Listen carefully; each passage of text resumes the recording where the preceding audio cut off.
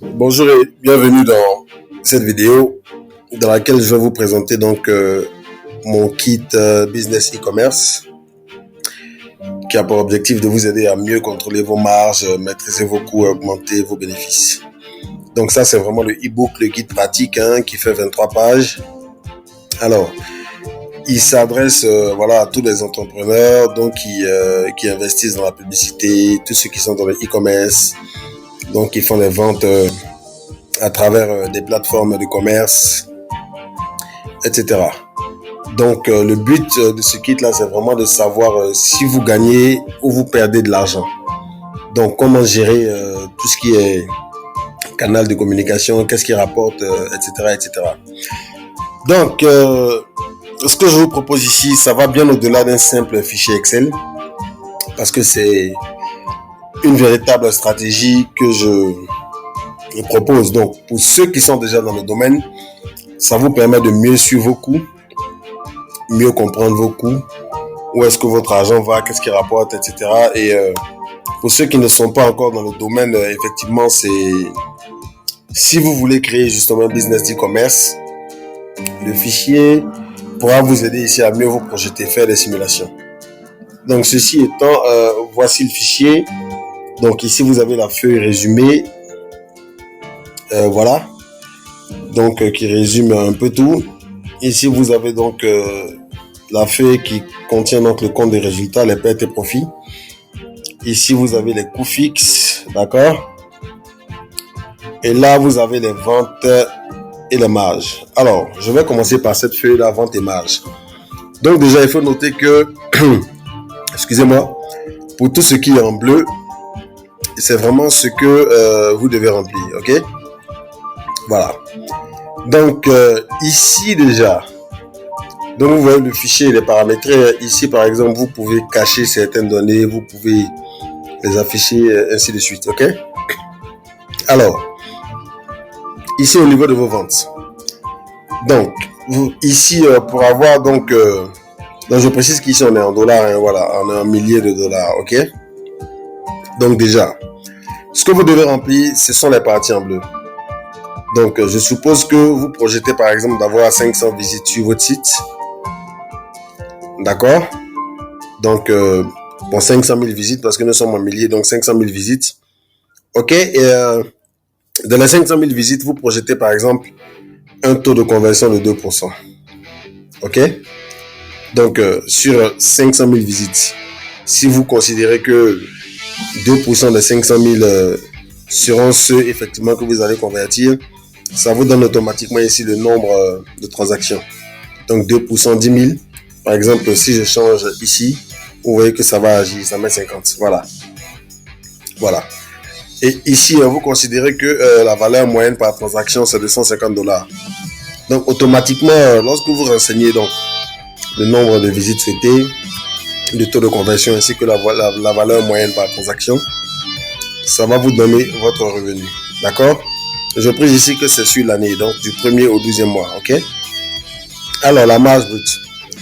Dans la marge brute, effectivement, ici, donc, vous avez vendu 1 500 000 dollars.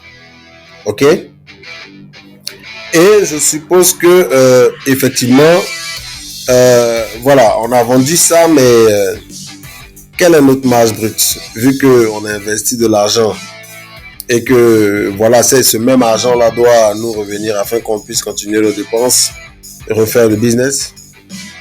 Je suppose que on va fixer un pourcentage de marge brute de 30% par exemple. D'accord? Ce qui fait que si on a 30% de marge brute sur ce qu'on a vendu, d'accord, on a un résultat ici donc de I18 justement multiplié par les 30%. Donc, comme marge brute par rapport à ce qu'on a investi au départ, on a 450 000 dollars. Ok? Alors, à ce niveau-là, vous avez donc les coûts de trafic. Les coûts de trafic, c'est quoi? Les coûts de trafic, ils sont en lien avec les coûts par visite. Donc, normalement, vous avez votre plateforme d'e-commerce et vous avez les différents canaux ici où vous faites de la publicité.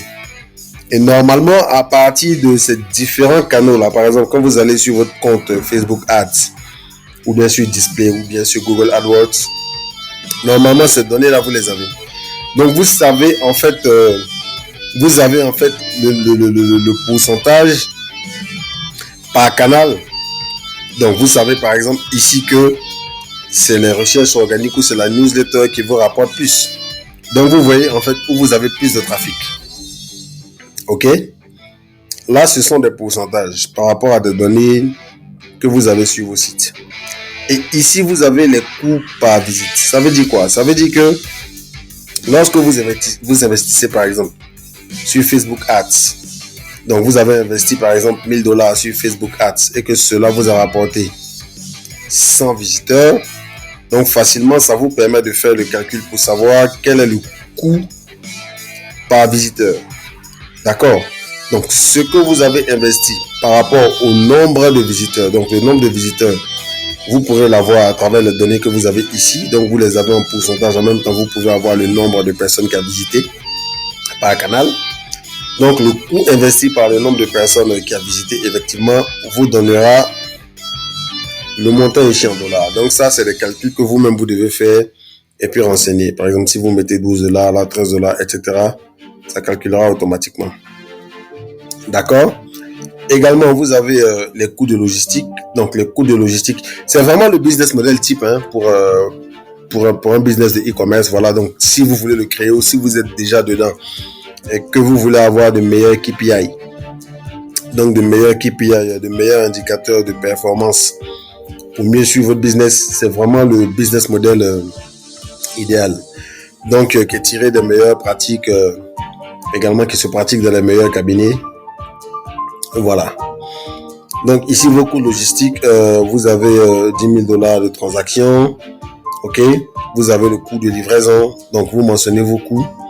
Effectivement, ça va vous donner... voilà. Donc ici, vous avez le nombre de transactions, pardon, et le coût par livraison. Donc, ça vous fait 90 dans l'exemple. OK. Et également, vous avez les frais de transaction. Donc, voilà. Vous avez ici le montant total des ventes. Et ici, il y a des frais de transaction par rapport à certaines opérations financières que vous faites. Effectivement, en termes de taux, vous pouvez le marquer. Donc ça, c'est vraiment des données personnelles que vous avez. OK? Et donc, la marge nette va se calculer comment? La marge nette va se calculer donc à partir donc, de la déduction. Donc, si vous voulez, de la marge brute. Donc, vous avez la marge brute ici. Regardez, ici, la formule vous dit I51 moins I52 moins I53 moins I54.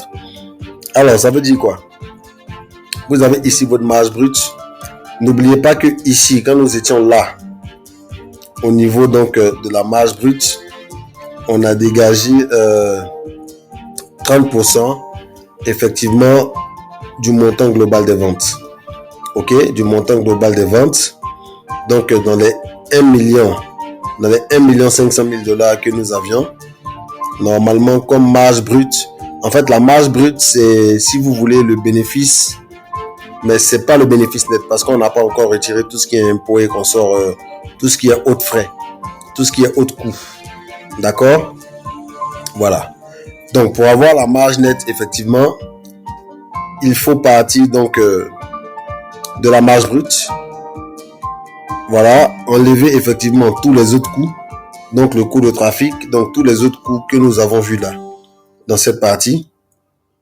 Donc, on part de notre marge brute ici, dans laquelle on retranche tous nos autres coûts. Et effectivement, on a une marge nette de 190 000 $. Ça veut dire quoi? Ça veut dire que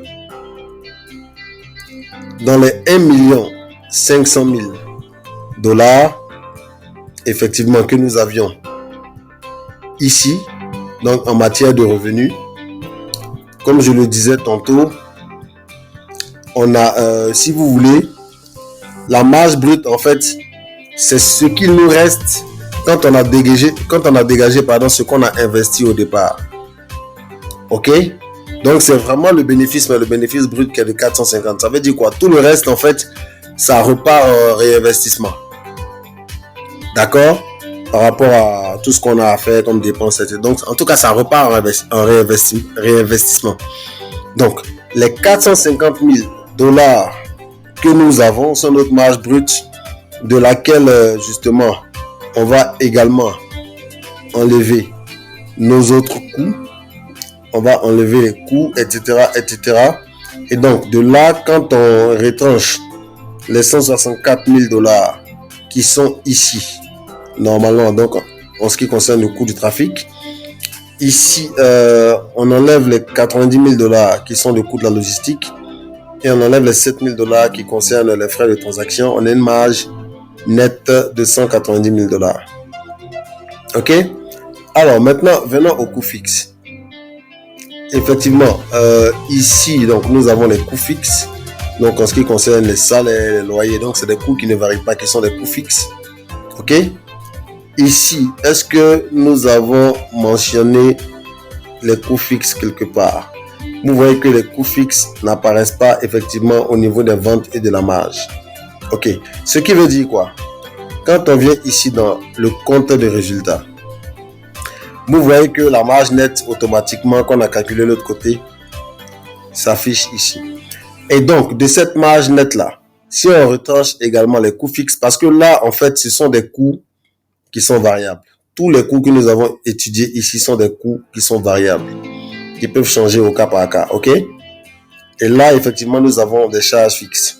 Et donc, ici, dans le compte des résultats, lorsqu'on retranche les coûts fixes donc de la marge nette que nous avions, cela nous amène à un résultat opérationnel de 103 000 dollars.